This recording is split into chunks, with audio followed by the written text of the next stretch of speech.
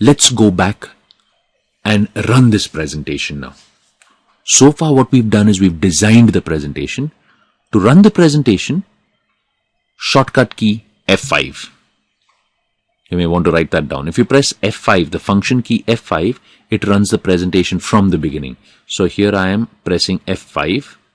Option 2, you can click on this little icon here, which says slideshow. Either way. So I press F5.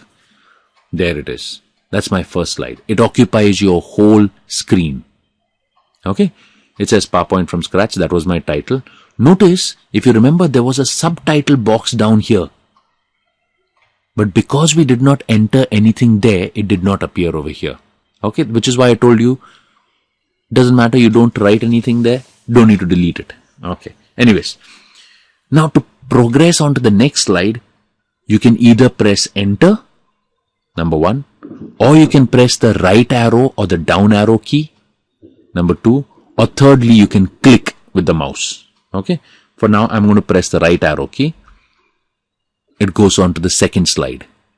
Okay, so everything you had entered on the second slide, one shot, all that gets displayed.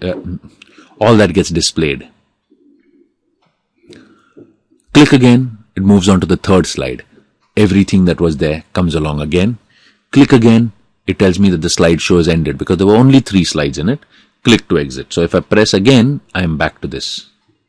Okay, now that is a very simple presentation. Like I said, what we've done so far is we've created 3 slides, title slide and 2 more slides. In this, we can select the text, for example. You can change the color, as I already mentioned, you can change the color of the text, which you could even do in journal. Okay, it's easier here, except that here, you do all this even before you are recording the lesson. You prepare the entire PowerPoint lesson and keep it ready with the formatting, etc. And when you're recording, all you've got to do is run the presentation. Okay. Secondly, for example, let's say for this one, I have selected a different font.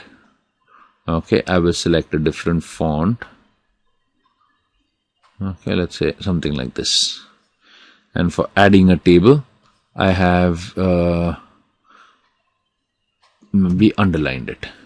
Okay, so you can apply different things. Okay, as I said again, this is just to explain it to you how the different options can be used. Ideally, don't use too many formatting options on one slide. It looks very distracting and looks a little gaudy. Yeah, try and stick to maximum 2 different fonts on one. Yeah, and don't keep switching between fonts also within a presentation.